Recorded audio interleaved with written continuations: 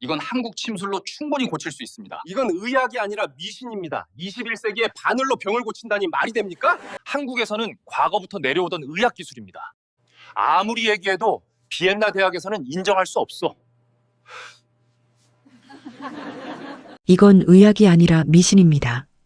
21세기에 바늘로 병을 고친다는 게 말이 됩니까? 하일리 밀러 박사의 목소리가 강의실 전체를 압도했어요. 45살 정우진은 유럽 의사 50여 명 앞에 서 있었습니다. 강의실 스크린에는 우진이 준비한 침술 치료 사례가 떠 있었어요.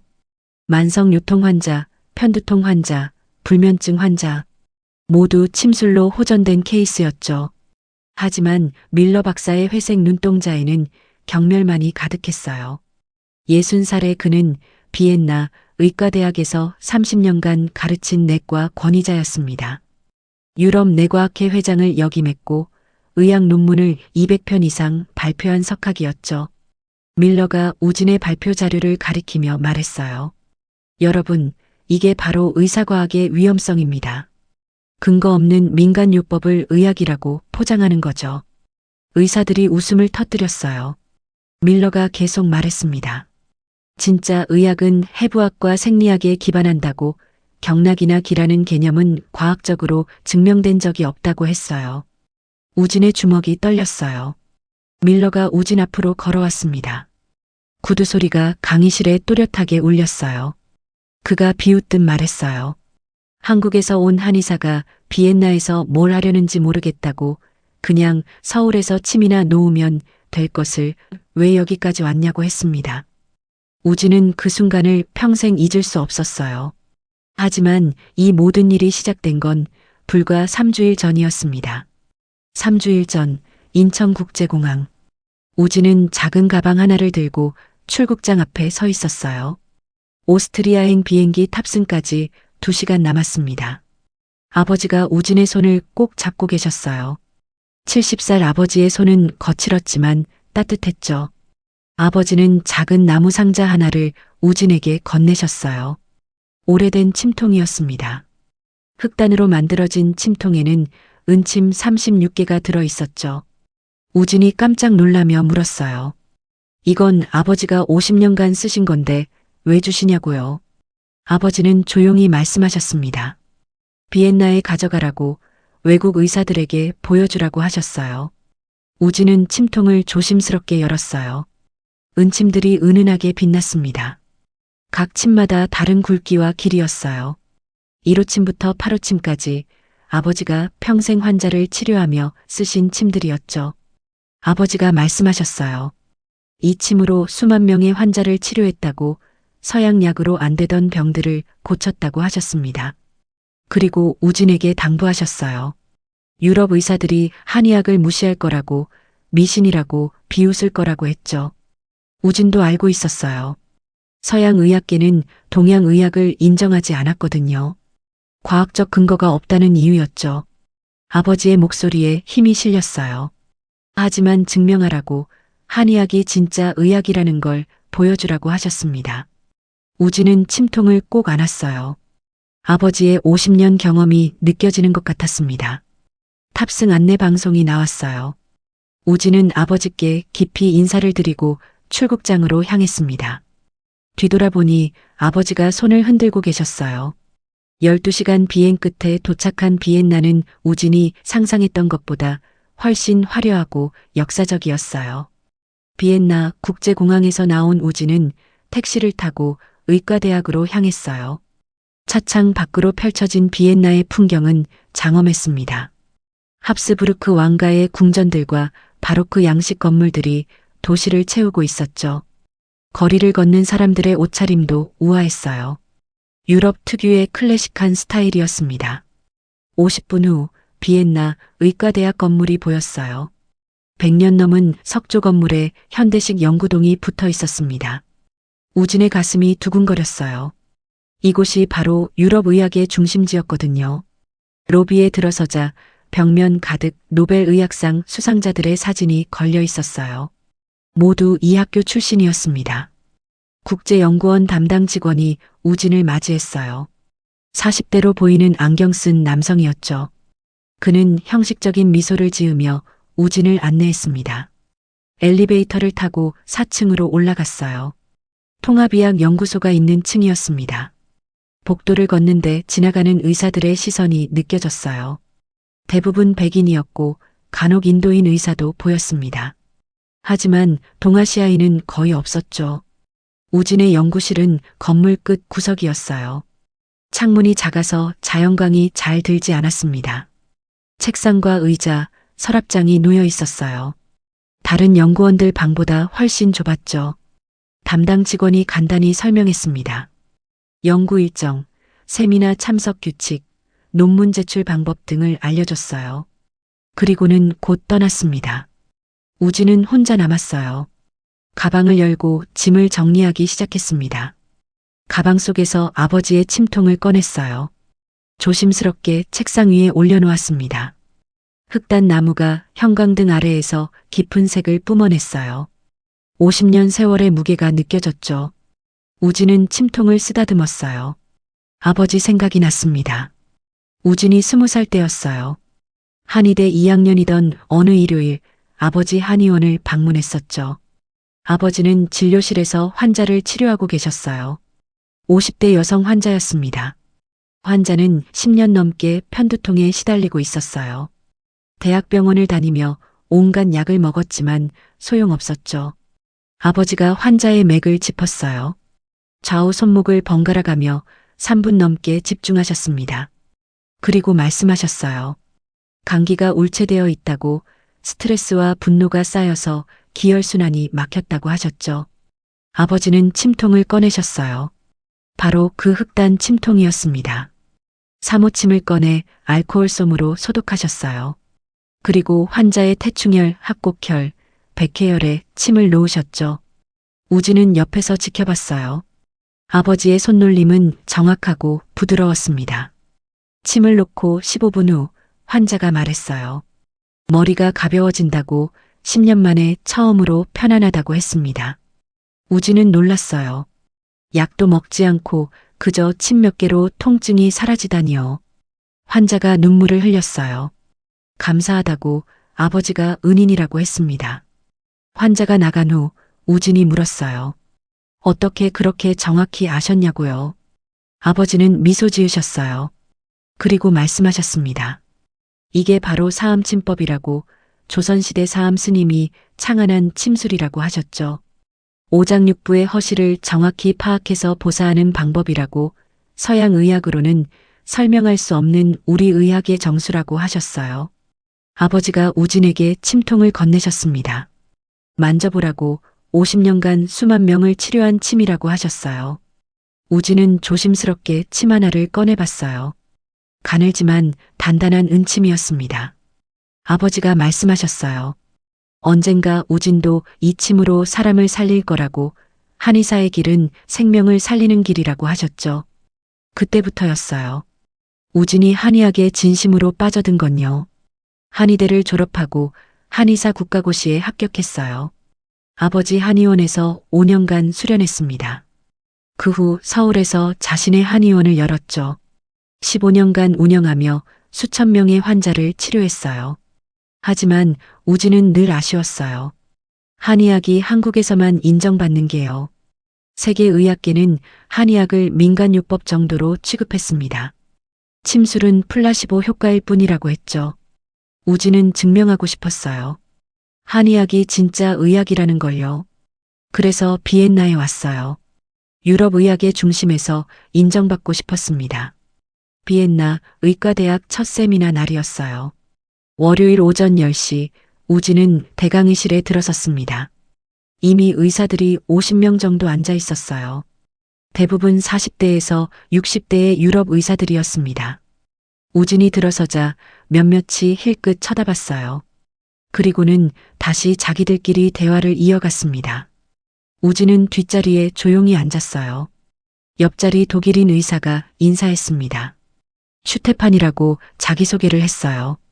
우진도 인사했어요. 한국에서 왔다고 말했습니다. 슈테판이 물었어요. 한국 의학도 발전했다고 들었는데 맞냐고요. 우진이 대답하려는데 교수가 들어왔어요. 하일리 밀러였습니다. 60살의 그는 키가 180cm에 건장했어요. 백발을 단정하게 빗어넘긴 모습이 위험 있었죠. 온통 검정색 정장을 입고 있었습니다. 밀러가 교단에 서자 강의실이 조용해졌어요. 그의 존재감은 압도적이었습니다. 그가 말했어요. 자신은 근거 없는 치료법을 절대 용납하지 않는다고, 오직 과학적으로 검증된 의학만 다룬다고 했습니다. 의학은 생명을 다루는 일이라고, 추측이나 경험에 의존해서는 안 된다고 했죠. 밀러가 의사들을 둘러봤어요. 그의 시선이 우진에게 머물렀습니다. 잠시 눈이 마주쳤어요. 밀러의 회색 눈동자는 차갑게 빛났습니다. 첫 과제가 발표됐어요. 자신의 전문 분야에 대한 연구 발표를 준비하라고 했습니다. 다음 달까지였죠. 중요한 건 과학적 근거라고 했어요. 논문, 통계, 임상 데이터가 필수라고 했습니다. 세미나가 끝나고 의사들이 나갈 때 우진을 스쳐 지나가며 속삭였어요. 동양 의사네. 한의학인가? 그거 아직도 하나? 우진은 못 들은 척했지만 마음이 불편했어요. 연구실로 돌아온 우진은 노트북을 켰습니다. 무엇을 발표해야 할까 고민했어요. 책상 위에 놓인 아버지의 침통이 눈에 들어왔어요. 우진은 침통을 열고 침들을 하나씩 봤습니다. 각기 다른 굵기의 은침들이 정렬되어 있었죠. 모든 게 정교했어요. 우진은 영감을 받았어요. 사암침법을 과학적으로 분석하면 어떨까요? 키보드를 두드리기 시작했습니다. 사암침법의 원리, 치료 사례, 그리고 현대의학적 해석. 밤새 자료를 정리했어요. 15년간 치료한 환자 데이터를 분석했습니다. 새벽 4시가 되어서야 작업을 멈췄어요. 우진은 만족스럽게 화면을 바라봤습니다. 이걸로 보여줄 수 있어. 한의학의 과학성을. 한 달 후 연구 발표 날이었어요. 의사들이 하나씩 자신의 연구를 발표했습니다. 대부분 서양 의학 기반 연구였어요. 신약 임상시험, 수술 기법 개선, 영상 진단 정확도 향상. 밀러는 하나하나 날카롭게 평가했어요. 샘플 수가 부족해요. 대조군 설정이 잘못됐어요. 이건 이미 작년 란셋에 발표된 내용이에요. 의사들은 긴장한 표정으로 비판을 들었습니다. 우진의 차례가 왔어요. 떨리는 손으로 발표 자료를 스크린에 띄웠습니다. 사암침법의 임상 효과와 생리학적 기전 분석. 의사들이 웅성거렸어요. 침술? 동양 의학하는 건가? 밀러가 앞으로 나왔어요. 그는 팔짱을 끼고 스크린을 봤습니다. 우진은 발표를 시작했어요. 먼저 사암침법의 역사를 설명했습니다. 조선시대 사암 스님이 창안한 침술로 오장육부의 허시를 조절해서 병을 치료한다고 했어요. 그리고 자신의 임상 데이터를 보여줬습니다. 15년간 치료한 3,200명의 환자 중 편두통 환자 600명의 치료 결과였죠. 그래프가 나타났어요. 침술 치료 후 통증 감소율이 평균 72%였습니다. 객석에서 수군거리는 소리가 커졌어요. 밀러가 손을 들었습니다. 그가 큰 소리로 물었어요. 대조군은 어디 있습니까? 우진은 대답했어요. 약물 치료군과 비교했다고 약물 치료군은 50% 개선에 그쳤다고 했습니다. 밀러가 비웃었어요. 그게 대조군입니까? 플라시보 대조군은요? 우진은 당황했어요. 플라시보 침술은 윤리적으로 문제가 있다고 생각했거든요. 밀러의 목소리가 차갑게 변했어요. 플라시보 없이 어떻게 침술 효과를 증명합니까? 환자들이 그냥 좋아진 거라고 믿은 거 아닙니까? 강의실이 웃음소리로 가득 찼어요. 우진이 반박했어요. 침술은 특정 경혈에 자극을 주어 신경계와 내분비계를 조절한다고 단순한 믿음이 아니라고 했습니다. 밀러가 우진 앞으로 걸어왔습니다. 구두 소리가 강의실에 또렷하게 울렸어요. 경혈이요? 경락이요? 밀러의 목소리는 얼음장 같았어요. 정우진 씨, 경락이 해부학적으로 어디에 있습니까? MRI로 보입니까? CT로 보입니까? 의사들이 고개를 끄덕였어요. 밀러가 계속 말했습니다. 비엔나는 근대의학의 발상지입니다. 우리는 해부학, 생리학, 병리학에 기반한 과학적 의학을 합니다. 그가 우진의 발표 자료를 가리키며 말했어요. 이건 의학이 아니라 미신입니다. 21세기에 바늘로 병을 고친다는 게 말이 됩니까? 학생들이 키득거렸습니다. 우진의 얼굴이 붉어졌어요. 하지만 참고 설명을 이어갔습니다. 침술은 신경 전달 물질 분비를 촉진한다고 엔도르핀과 세로토닌 수치가 증가한다는 연구도 있다고 했어요. 밀러가 손을 저었어요. 그런 연구는 대부분 중국이나 한국에서 나온 겁니다. 제대로 된 이중맹검 연구가 아니에요. 그가 의사들에게 말했습니다.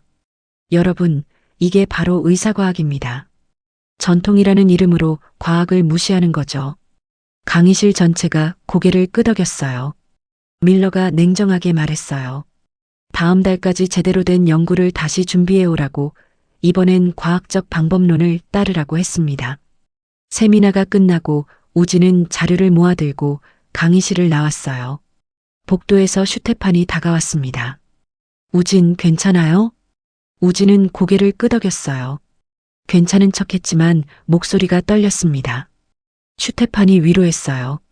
밀러는 원래 보수적이라고 서양 의학 외에는 인정 안 한다고 했죠.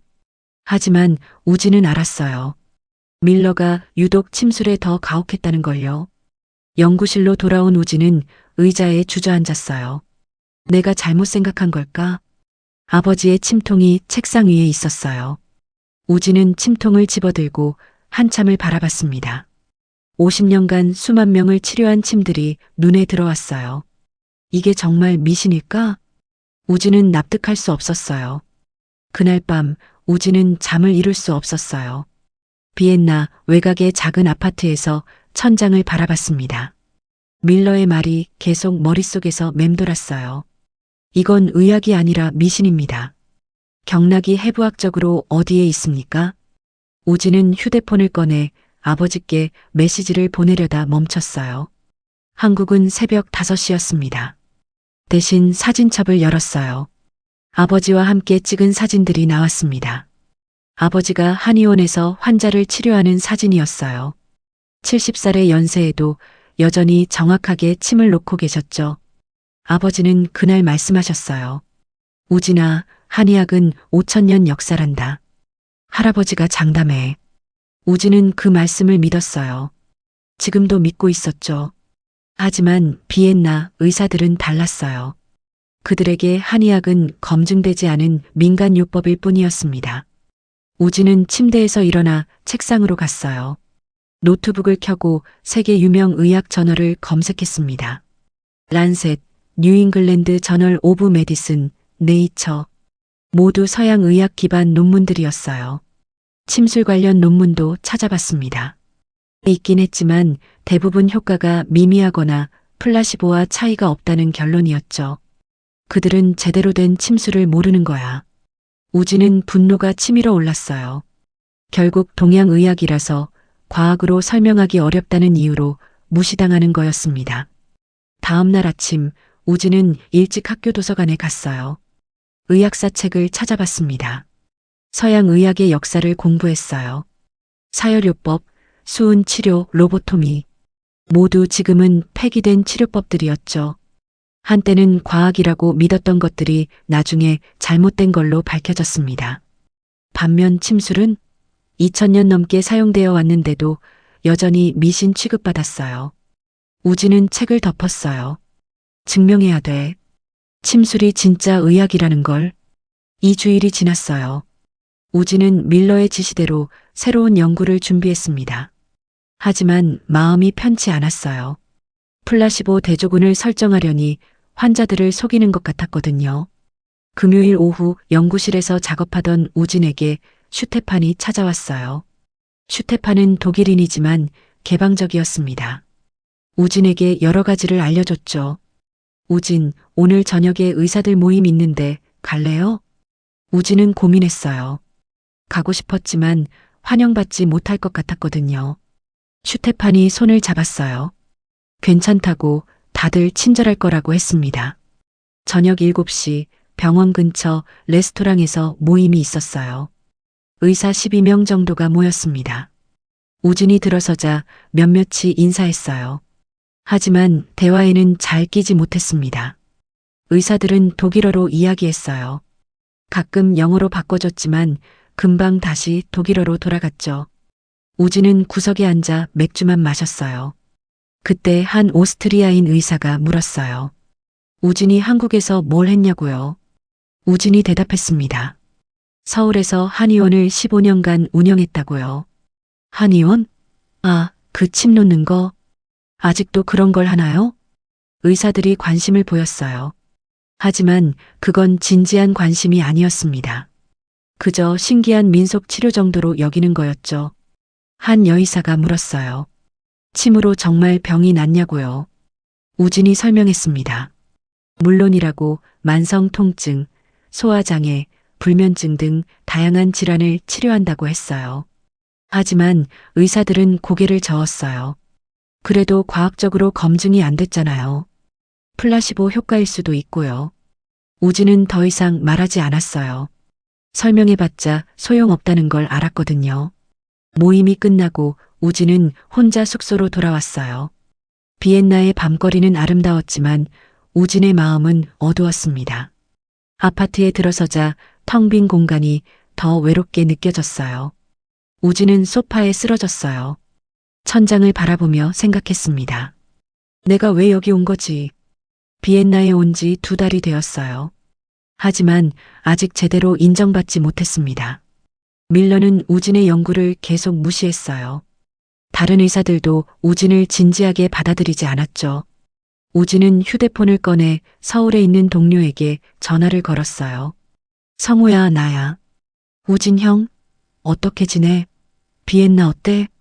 동료 목소리를 듣자 눈물이 났어요. 우진은 그동안 있었던 일들을 털어놓았습니다. 밀러의 모욕, 의사들의 무시, 그리고 깊어지는 외로움까지요.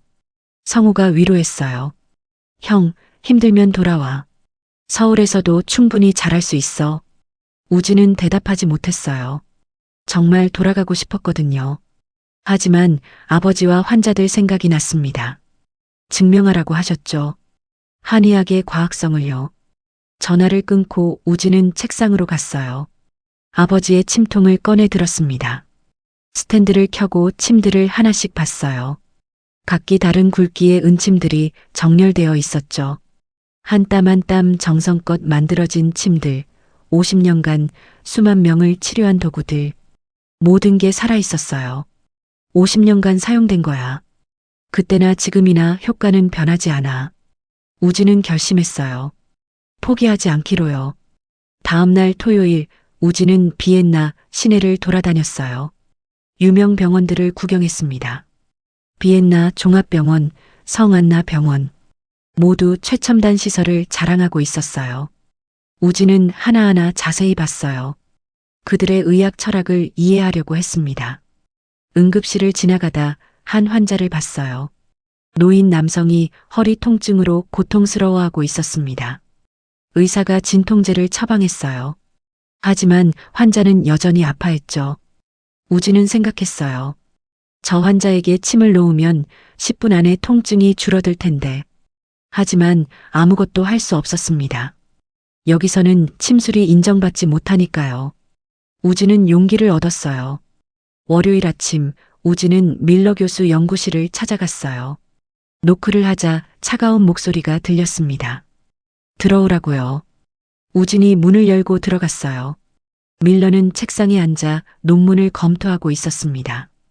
그가 고개를 들었어요. 무슨 일입니까? 우진은 준비한 말을 꺼냈어요. 교수님, 제가 임상시험을 하고 싶습니다. 밀러의 눈썹이 올라갔어요. 임상시험이요? 침술로요? 네. 제대로 된 이중맹검 연구를 하고 싶습니다. 우진의 목소리는 떨렸지만 포기하지 않았어요. 밀러가 비웃었습니다. 이중맹검 침술 연구요? 어떻게 할 건데요? 환자가 침 맞는 걸 모르게 할 수 있습니까? 가짜 침을 사용하면 됩니다. 피부에 닿지만 뚫지 않는 침이요. 우진은 준비해온 자료를 보여줬어요. 해외에서 개발된 플라시보 침 기구였습니다. 밀러가 자료를 봤어요. 한참을 들여다보더니 고개를 저었습니다. 그래도 환자는 자극을 느낄 겁니다. 완벽한 맹검이 아니에요. 하지만 최선의 방법입니다. 약물 연구도 완벽하지 않잖아요. 우진의 목소리에 힘이 실렸어요. 밀러가 의자에 기대며 말했습니다. 정우진 씨, 현실을 봐요. 유럽 의학계에서 침술로 성공하기는 어려워요. 우진의 가슴이 답답했어요. 밀러가 마지막으로 말했어요. 제 조언을 들으세요. 침술은 잊고 제대로 된 의학 연구를 하세요. 그게 당신을 위한 길입니다. 우진은 연구실을 나왔어요. 복도를 걷는데 다리에 힘이 없었습니다. 화장실로 가서 세면대에 손을 짚었어요. 거울을 보니 지친 얼굴이 보였습니다. 정말 포기해야 하나? 그때 화장실 문이 열렸어요. 나이 든 남성이 들어왔습니다. 70대로 보이는 백발의 남성이었어요. 수수한 스웨터를 입고 있었지만 눈빛은 형형했죠. 남성이 우진을 보며 물었어요. 괜찮습니까? 우진은 눈물을 닦으며 고개를 끄덕였어요. 남성이 말했습니다. 울고 계신 것 같은데 무슨 일 있습니까? 우진은 대답하려다 그만뒀어요. 모르는 사람에게 털어놓기가 민망했거든요. 하지만 남성의 따뜻한 눈빛을 보니 마음이 열렸어요. 우진은 간단히 상황을 설명했습니다. 한국에서 왔다는 것, 한의사라는 것, 그리고 여기서 무시당하고 있다는 것을요. 남성이 놀란 표정을 지었어요. 한의사요? 침수를 하신다고요? 그의 눈이 반짝였어요. 남성이 우진의 손을 잡았어요. 저와 함께 갈 수 있습니까? 보여드리고 싶은 게 있습니다. 우진은 당황했지만 따라갔습니다. 남성은 복도를 지나 건물 1층으로 내려갔어요. 작은 전시실이 있었어요. 비엔나 의과대학 역사관이라는 팻말이 붙어 있었죠. 남성이 문을 열고 들어갔어요. 우진도 따라 들어갔습니다. 전시실에는 오래된 사진과 의료기구들이 전시되어 있었어요. 비엔나 의과대학의 100년 역사를 보여주는 공간이었죠. 남성이 한쪽 벽으로 갔어요. 거기에는 40년 전 사진들이 걸려 있었습니다. 남성이 한 사진을 가리켰어요. 이거 보세요. 사진에는 젊은 백인 의사가 동양인 환자에게 침을 놓고 있었어요. 비엔나 병원 치료실이었죠. 동양의학과 서양의학이 만나는 역사적 순간이었어요. 이게 뭡니까? 우진이 물었어요. 남성이 미소 지었습니다. 제가 처음으로 침수를 배운 날입니다. 40년 전이죠. 우진은 깜짝 놀랐어요. 남성이 자기소개를 했어요. 발터 슈미트라고 비엔나 의과대학 명예교수라고 했습니다. 우진은 그 이름을 들어본 적이 있었어요.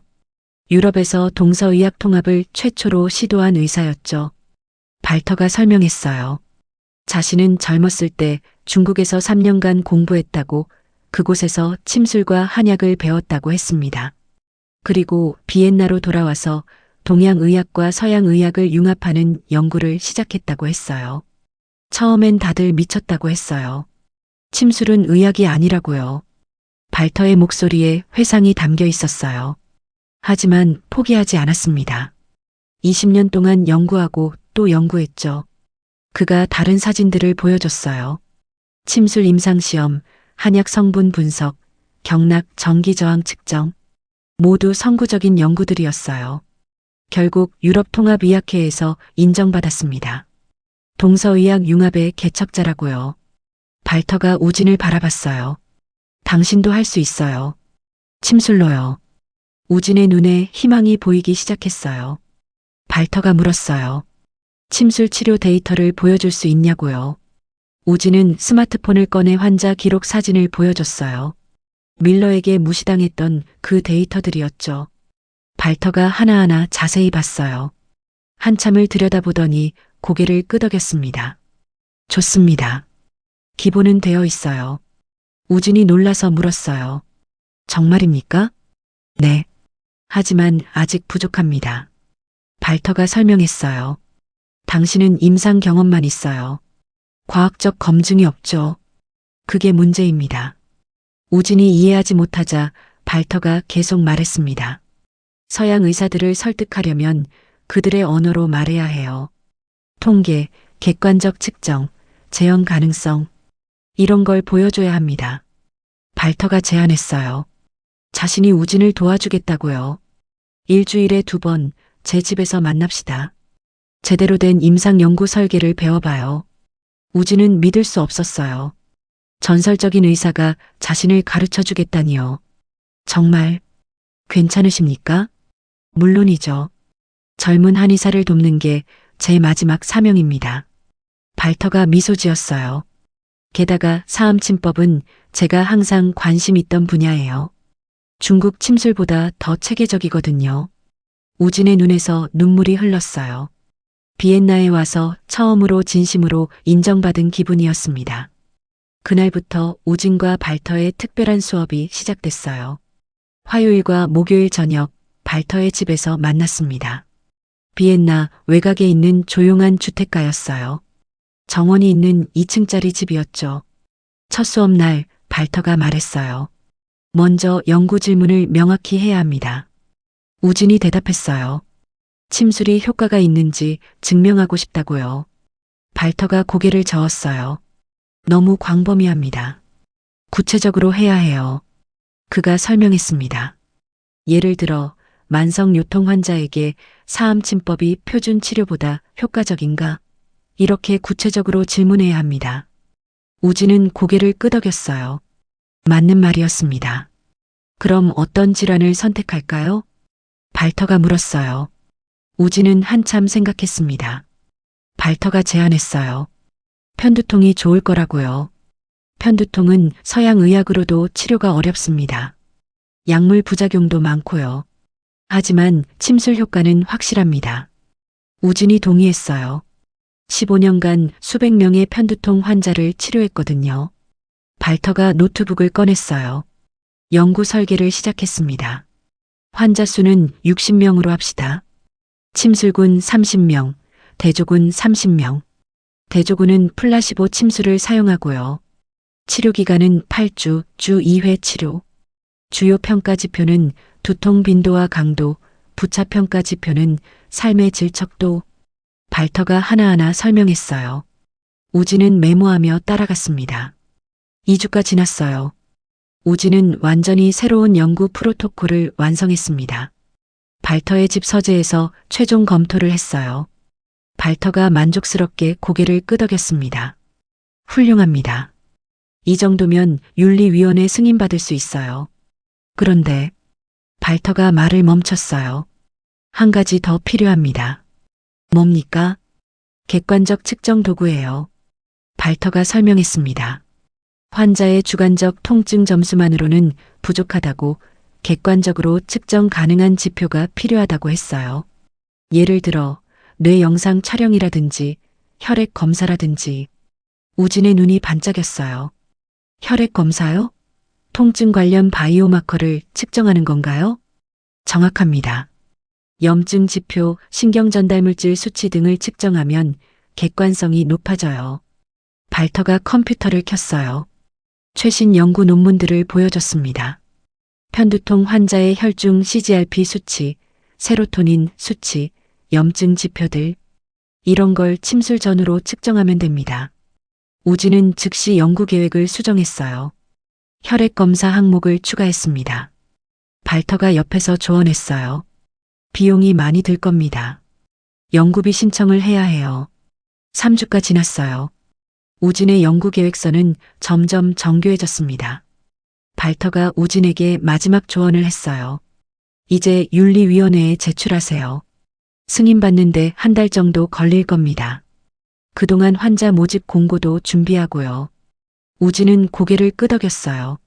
발터가 미소 지었습니다. 이제 됐어요. 이게 진짜 과학적 한의학 연구예요. 1달이 지났어요. 윤리위원회 승인이 나왔고 환자 모집도 시작됐습니다. 비엔나 시내 병원 게시판에 공고가 붙었어요. 만성 편두통 환자를 위한 무료 침술 치료 임상 시험이었죠. 학교에서는 우진의 연구 계획이 화제가 됐어요. 전체 세미나에서 발표하는 자리가 마련됐습니다. 어느 날 오전 회의가 있었어요. 밀러가 연구원들의 진행 상황을 점검하는 자리였습니다. 연구원들이 하나씩 자신의 연구를 발표했어요. 저는 당뇨병 신약의 이상 반응을 분석하고 있습니다. 저는 관상동맥 우회수로 재발률을 연구 중입니다. 대부분 표준적인 서양 의학 연구들이었어요. 우진의 차례가 왔어요. 우진이 일어서서 말했습니다. 저는 만성 편두통 환자를 대상으로 사암침법의 효과를 검증하는 이중맹검 무작위 대조군 연구를 진행합니다. 강의실이 조용해졌어요. 밀러의 얼굴에 놀라움이 스쳤습니다. 이중맹검 무작위 대조군 연구라고요? 우진은 침착하게 대답했어요. 네. 60명의 환자를 침술군과 플라시보군으로 나눕니다. 8주간 치료하며 두통 빈도, 강도, 혈중 바이오마커를 측정합니다. 밀러가 자료를 요청했어요. 우진은 연구 계획서를 나눠줬습니다. 밀러가 페이지를 넘기며 읽었어요. 그의 표정이 점점 굳어졌습니다. 한 독일인 연구원이 손을 들었어요. 막스라는 40대 내과 의사였습니다. 우진 씨, 플라시보 침을 어떻게 사용하나요? 환자가 구분 못하나요? 우진이 설명했습니다. 파크 침이라는 도구를 씁니다. 피부에 닿지만 뚫지 않는 가짜 침이죠. 여러 연구에서 검증된 방법입니다. 다른 연구원이 물었어요. 혈액 검사는 누가 분석하나요? 비엔나 종합병원 검사실에 의뢰합니다. 연구자는 결과를 모르는 맹검 상태로 유지됩니다. 우진은 준비한 대로 대답했어요. 밀러가 말했어요. 연구 설계는 나쁘지 않습니다. 강의실이 술렁거렸어요. 밀러가 침술 연구를 인정한다니요. 하지만 밀러가 계속 말했습니다. 하지만 결과는 뻔합니다. 플라시보와 차이가 없을 겁니다. 우진의 얼굴이 굳어졌어요. 침술이 효과가 있다면 수천 년간 사용되지 않았을 겁니다. 이미 수백 편의 연구에서 증명됐습니다. 밀러가 비웃었어요. 수백 편의 연구요? 대부분 중국이나 한국 논문이죠. 제대로 된 연구가 아닙니다. 막스가 거들었습니다. 저도 란셋에서 메타 분석 논문을 봤는데요. 침술 효과가 플라시보보다 근소하게 높을 뿐이라고 나와 있었어요. 우진이 반박했습니다.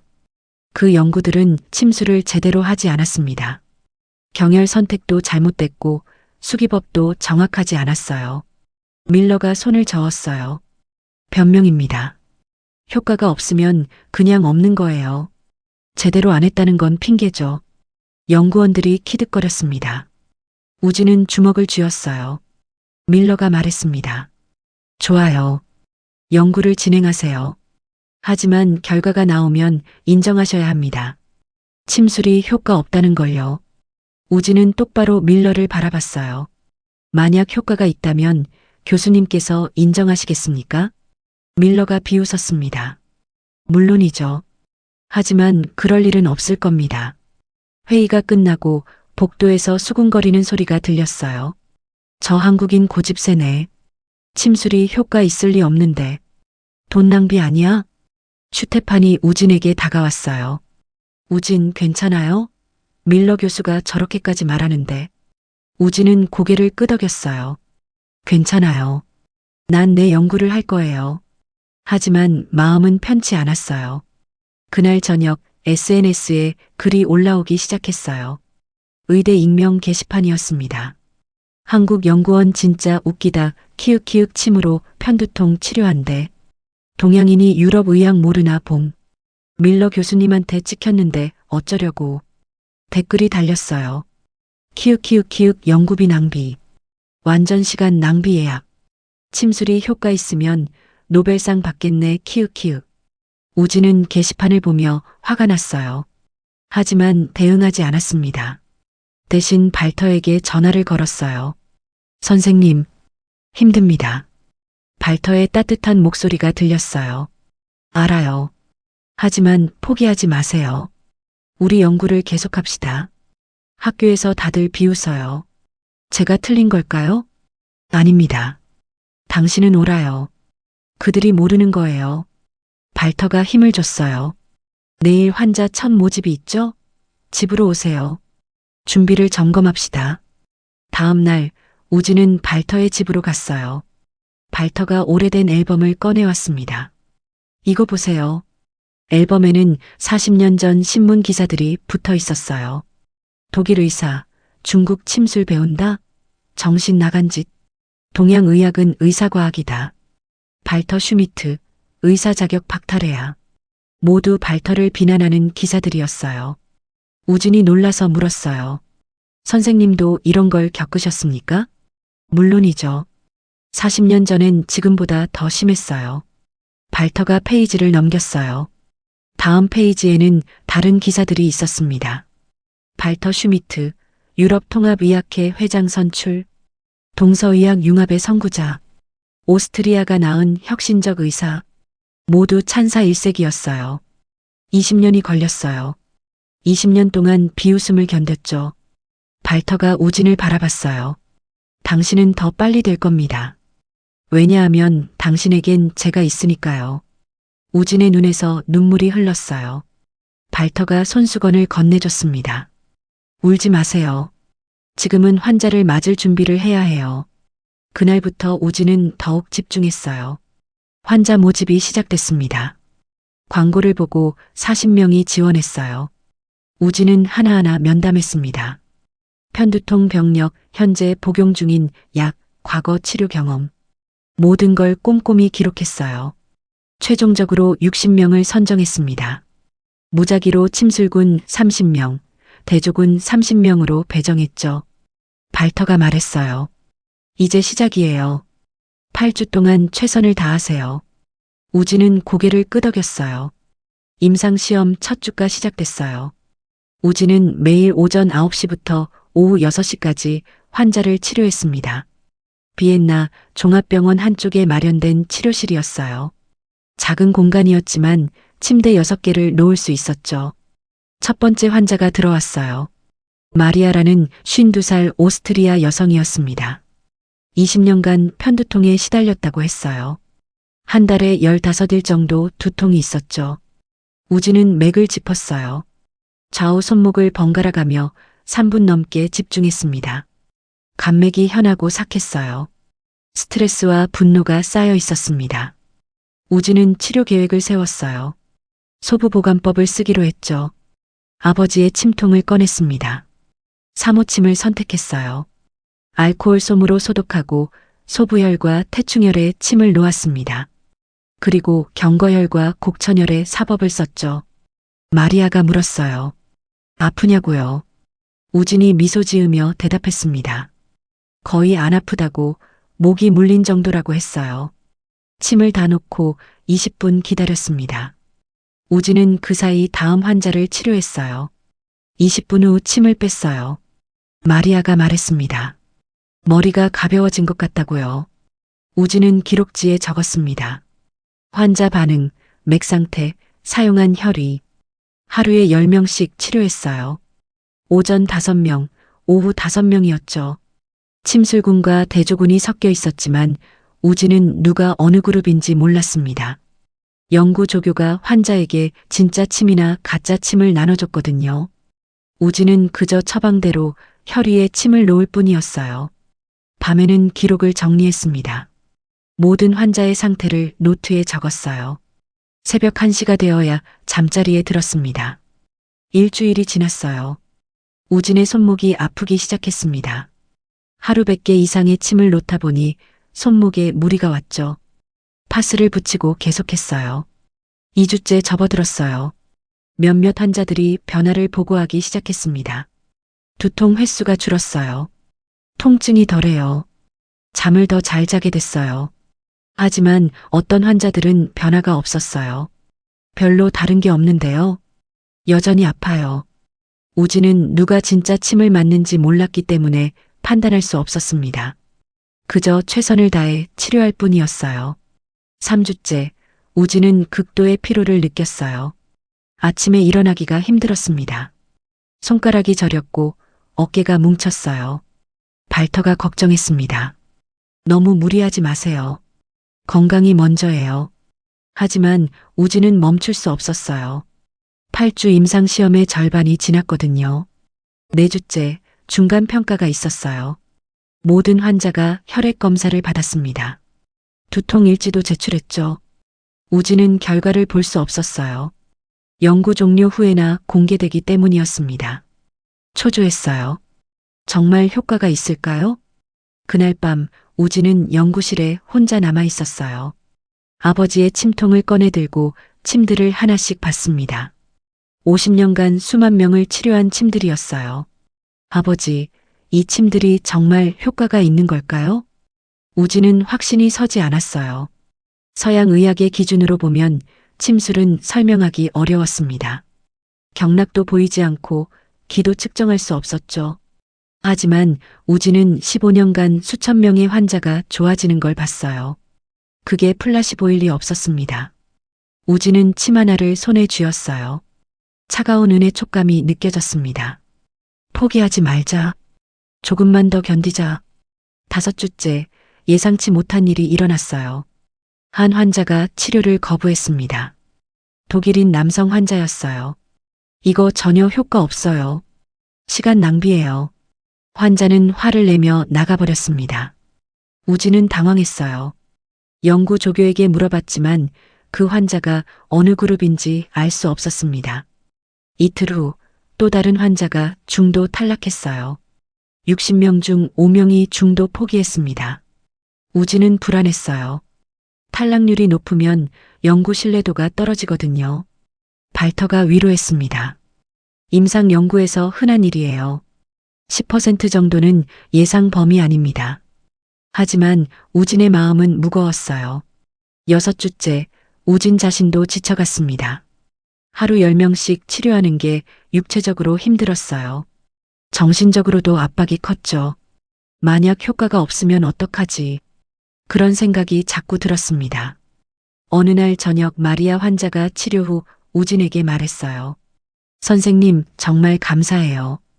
20년 만에 처음으로 두통 없이 일주일을 보냈어요. 우진의 눈에 눈물이 맺혔어요. 정말입니까? 네. 기적 같아요. 약도 안 먹었는데 안 아파요. 마리아가 우진의 손을 잡았습니다. 선생님, 침술은 진짜예요. 저한테는 마법 같아요. 우진은 힘을 얻었어요. 그래, 이걸 위해 여기 온 거야. 7주째 거의 끝이 보였어요. 우진은 마지막 힘을 내서 치료했습니다. 환자 한 명 한 명에게 최선을 다했어요. 마침내 8주가 끝났습니다.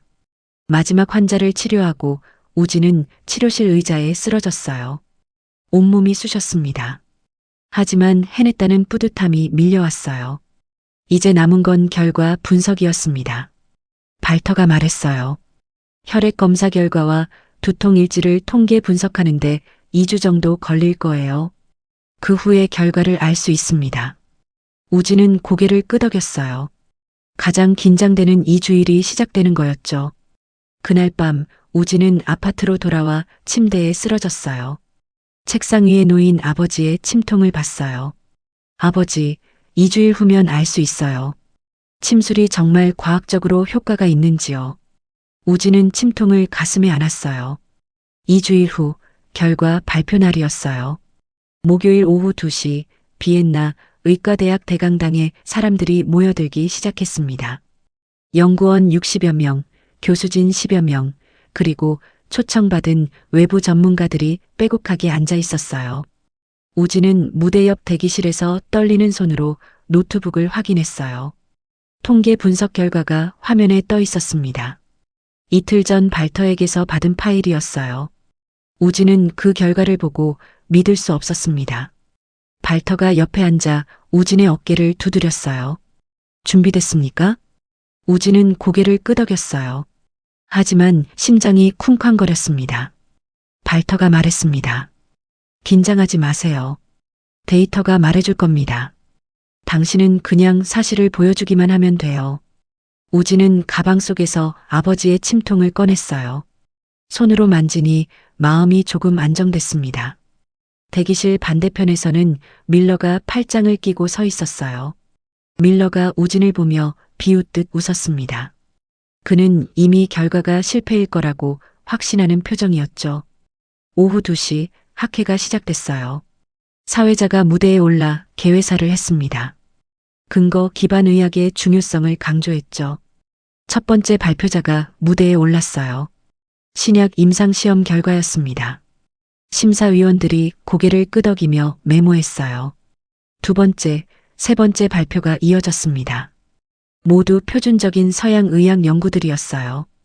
우진은 여섯 번째 순서였어요. 대기실에서 발표자들의 내용을 들으며 우진은 더욱 긴장했습니다. 드디어 우진의 차례가 왔어요. 다음 발표자 정우진 박사님 나와주시기 바랍니다. 사회자의 목소리가 대강당에 울렸어요. 우진은 천천히 일어났습니다. 노트북을 들고 무대로 향했죠. 무대에 오르자 강한 조명이 눈을 찔렀어요. 객석에는 100여 명이 앉아 있었습니다. 우진은 노트북을 연결하고 화면을 켰어요. 첫 슬라이드가 떠올랐습니다. 만성 편두통 환자를 대상으로 한 사암침법의 이중맹검 무작위 대조군 연구. 객석이 웅성거렸어요. 침술 연구네? 결과가 어떻게 나왔을까? 밀러가 앞줄에 앉아 팔짱을 끼고 우진을 노려봤습니다. 우진은 마이크를 잡았어요. 손이 떨렸지만 목소리는 또렷했습니다. 발표를 시작했어요. 먼저 연구 배경을 설명했습니다. 만성 편두통은 전 세계 10%가 겪는 질환이라고 현재 치료법은 한계가 있다고 했어요. 그리고 연구 방법을 설명했습니다. 60명의 환자, 침술군과 플라시보군 각 30명, 8주간 치료. 객석이 조용히 들었어요. 우진이 결과 슬라이드로 넘어갔습니다. 첫 번째 그래프가 나타났어요. 두통 빈도 변화였습니다. 침술군은 한 달 평균 15일에서 6일로 감소했어요. 60% 감소였죠. 플라시보군은 15일에서 12일로 감소했습니다. 20% 감소였어요. 객석이 술렁거렸습니다. 밀러가 자리에서 몸을 앞으로 기울였어요. 우진이 설명했습니다. 통계적으로 유의미한 차이라고 P값이 0.005 미만이라고 했어요. 두 번째 그래프는 통증 강도였습니다. 침술군은 평균 8점에서 3점으로 감소했어요. 62.5% 감소였죠. 플라시보군은 8점에서 6점으로 감소했습니다. 25% 감소였어요. 이것도 통계적으로 유의미했습니다. 심사위원 한 분이 손을 들었어요. 혈액 검사 결과는 어떻습니까? 우진이 다음 슬라이드로 넘어갔어요. 혈중 CGRP 수치 그래프가 나타났어요. CGRP는 편두통과 관련된 신경 전달 물질이었습니다. 수치가 높을수록 두통이 심했죠. 침술군은 평균 150피코그램에서 70피코그램으로 감소했어요. 53% 감소였습니다. 플라시보군은 150피코그램에서 120피코그램으로 감소했어요. 20% 감소였죠. 객석이 완전히 조용해졌습니다. 세로토닌 수치도 보여줬어요. 침술군에서 유의미하게 증가했습니다. 염증 지표인 CRP도 침술군에서 더 많이 감소했어요. 모든 객관적 지표가 침술의 효과를 보여주고 있었습니다. 밀러의 얼굴이 굳어졌어요. 우진이 마지막 슬라이드를 보여줬습니다. 결론이었어요. 사암침법은 만성 편두통 치료의 플라시보보다 유의미하게 효과적이라고 주관적 증상뿐 아니라 객관적 바이오마커에서도 개선이 확인됐다고 했죠. 발표가 끝났어요. 우진은 심호흡을 했습니다. 잠시 정적이 흘렀어요. 그때 뒷자리에서 박수 소리가 들렸습니다. 발터였어요. 하나, 둘. 박수가 점점 퍼져나갔어요. 심사위원 중 한 명이 일어섰어요. 백발의 노 교수였습니다. 그도 박수를 치기 시작했습니다. 다른 사람들도 하나둘 일어섰어요. 기립박수였어요. 객석 절반이 일어서서 박수를 쳤습니다. 우진은 무대에서 그 광경을 보며 눈물을 흘렸어요. 하지만 밀러는 앉은 채로 굳어 있었습니다. 박수도 치지 않았어요. 사회자가 질문 시간을 열었어요. 심사위원 한 분이 물었습니다. 놀라운 결과입니다. 그런데 어떻게 침술이 CGRP 수치를 낮출 수 있습니까? 우진이 대답했어요. 침술은 신경계를 자극해서 신경 전달 물질 분비를 조절합니다. 특정 경혈은 3차 신경과 연결되어 있고 이를 통해 CGRP 방출을 억제하는 것으로 추정됩니다. 다른 심사위원이 물었어요. 재현 가능합니까? 다른 연구자도 같은 결과를 얻을 수 있을까요? 물론입니다. 사암침법은 체계화된 치료법입니다. 매뉴얼을 따르면 누구나 할 수 있습니다. 질문이 계속 이어졌어요. 우진은 하나하나 성실히 답했습니다. 마침내 밀러가 손을 들었어요. 객석이 조용해졌습니다. 모두가 밀러의 반응을 기다렸어요. 밀러가 천천히 일어섰어요. 정우진 씨, 그의 목소리는 평소와 달리 흔들렸습니다. 이 결과가 정말입니까? 우진이 대답했어요. 네, 교수님. 모든 데이터는 비엔나 종합병원 검사실에서 맹검 상태로 분석됐습니다. 조작 가능성은 없습니다. 밀러가 한참 말이 없었어요. 그러다가 입을 열었습니다. 저는 틀렸습니다. 객석이 술렁거렸어요. 밀러가 계속 말했습니다. 침술은 미신이라고 했습니다. 효과가 없을 거라고 장담했죠. 그의 목소리가 떨렸어요. 하지만 데이터는 거짓말하지 않습니다.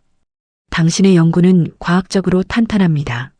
밀러가 우진을 똑바로 바라봤어요. 제가 편견을 가졌습니다. 동양의학을 제대로 이해하지도 않고 무시했습니다. 그가 고개를 숙였어요. 미안합니다. 객석이 조용해졌습니다. 우진은 말문이 막혔어요. 밀러가 공개적으로 사과하다니요. 밀러가 다시 말했습니다. 정우진 박사님, 당신은 훌륭한 연구자입니다. 한의학이 과학적으로 검증될 수 있다는 걸 증명하셨어요. 그가 박수를 치기 시작했어요.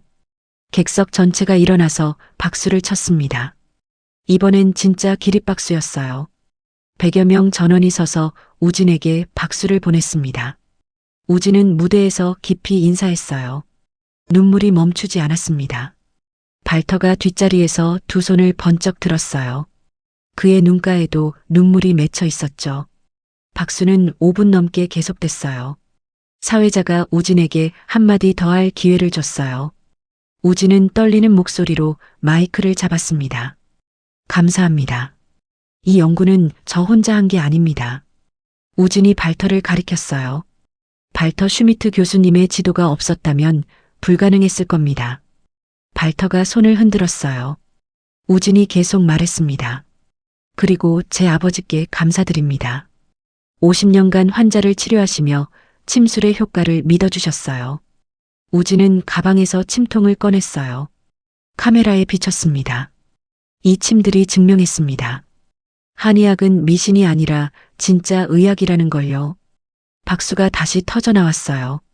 우진은 무대에서 내려왔습니다. 여러 사람들이 다가와 축하했죠. 슈테판이 우진을 껴안았어요.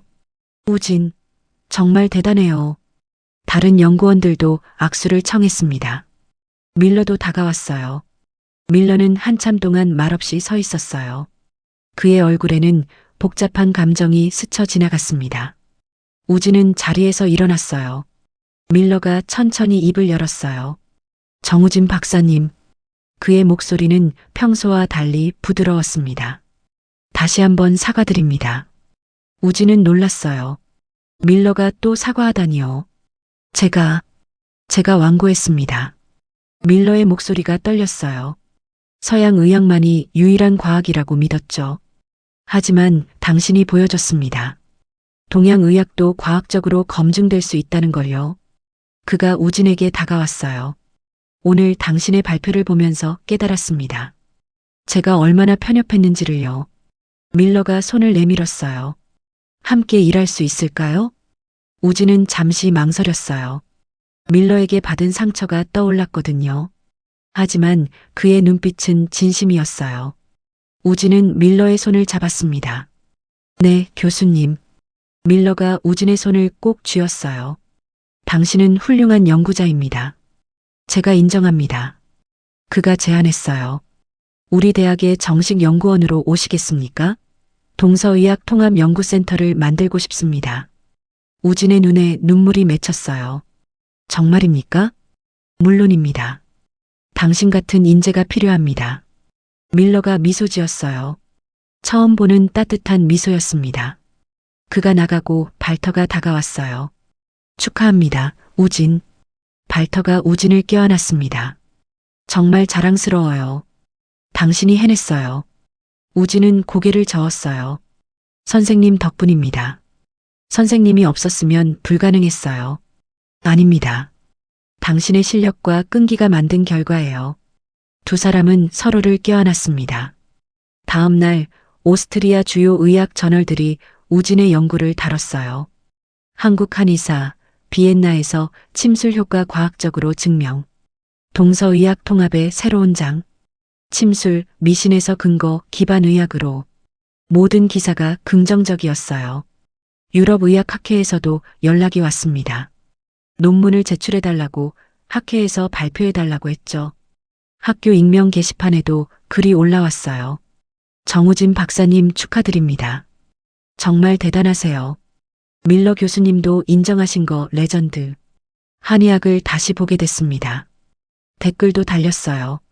제가 편견을 가졌네요. 죄송합니다.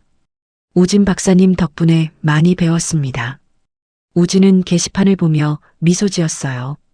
일주일 후 우진은 한국에 전화를 걸었어요. 아버지가 받으셨습니다. 우진아. 아버지, 저 해냈어요. 우진이 모든 이야기를 했어요. 임상 연구 성공, 밀러의 사과, 대학의 제안. 아버지는 한참 말이 없으셨어요. 그러다가 목소리가 떨렸습니다. 우진아. 아버지가 정말 자랑스럽다. 네, 아버지. 아버지 침 덕분이에요. 침? 네. 아버지가 주신 그 침통으로 모든 환자를 치료했어요. 아버지가 우셨어요. 우진도 눈물을 흘렸습니다. 아버지, 증명했어요. 한의학이 진짜 의학이라는 걸요. 그래. 정말 잘했다. 아버지가 말씀하셨습니다. 이제 알겠지? 진짜 의학은 동양이나 서양을 따지지 않는다는 걸. 우진은 고개를 끄덕였어요. 정말로 깨달았습니다. 석 달 후 우진은 비엔나 의과대학 동서의학통합연구센터 소장이 됐어요. 개소식 날 많은 사람들이 찾아왔어요. 밀러, 발터, 학교 교수들, 그리고 임상시험에 참여했던 환자들까지요. 마리아가 꽃다발을 들고 왔어요. 우진 박사님, 정말 축하드려요. 막스도 왔습니다. 예전에 우진을 의심했던 그 의사였죠. 우진 박사님, 그때 정말 죄송했습니다. 제가 무지했어요. 우진은 미소 지으며 악수했어요. 괜찮습니다. 이제 우리 함께 연구하죠. 연구센터 안에는 치료실과 연구실이 함께 있었어요. 한쪽 벽에는 아버지의 침통이 유리 케이스에 담겨 전시되어 있었습니다. 정우진 박사의 아버지 정철수 한의사가 50년간 사용한 사암침법 침통. 방문객들이 침통을 보며 감탄했어요. 50년이나 사용했다니 놀라워요. 이 침들로 수만 명을 치료했다는 거죠? 우진은 침통 앞에 서서 설명했어요. 제 아버지가 평생 환자를 치료하신 도구입니다. 이 한 땀 한 땀에 정성과 사랑이 담겨 있죠. 사람들이 고개를 끄덕였어요. 저녁이 되어 손님들이 모두 돌아가고 우진은 혼자 연구센터에 남았어요. 창밖으로 비엔나의 야경이 보였습니다. 45살 정우진, 서울에서 온 한의사에서 비엔나에서 인정받는 연구자가 되기까지의 여정이었어요. 그 여정에는 무시와 조롱, 외로움과 좌절이 있었습니다. 하지만 동시에 열정과 끈기, 그리고 한의학에 대한 자부심이 있었죠. 우진은 아버지의 침통 앞에 섰어요. 아버지 봤죠? 침술이 얼마나 효과적인지 세상이 인정했어요. 침통 안의 은침들이 조명을 받아 은은하게 빛났어요. 우진은 노트북을 열었어요. 다음 연구 계획을 작성할 시간이었습니다. 이번에는 만성 유통에 대한 대규모 다기관 임상시험이었어요. 유럽 5개 나라에서 동시에 진행할 예정이었죠. 우진은 연구 계획서를 작성하기 시작했어요. 비엔나의 밤은 길었지만 우진의 꿈은 이제 막 시작이었습니다. 동양의학과 서양의학의 경계를 넘어서는 새로운 통합의학을 계속 만들어갈 거예요. 침술은 더 이상 미신이 아니었습니다. 세계의 병원에서, 환자들의 치료에서, 그리고 우진의 손끝에서 살아 숨쉬고 있었어요. 몇 달 후 우진의 연구는 란셋에 게재됐습니다. 사암침법의 만성 편두통 치료 효과 무작위 대조군 임상시험. 세계 최고 권위의 의학 저널이었어요. 논문이 발표되자 전 세계 한의사들이 환호했습니다. 한국에서는 아버지가 신문을 보며 눈물을 흘리셨어요. 우진은 마침내 해냈습니다. 5000년 한의학의 과학성을, 침술의 효과를, 그리고 아버지의 50년 경험을 세계가 인정하게 만든 거였죠.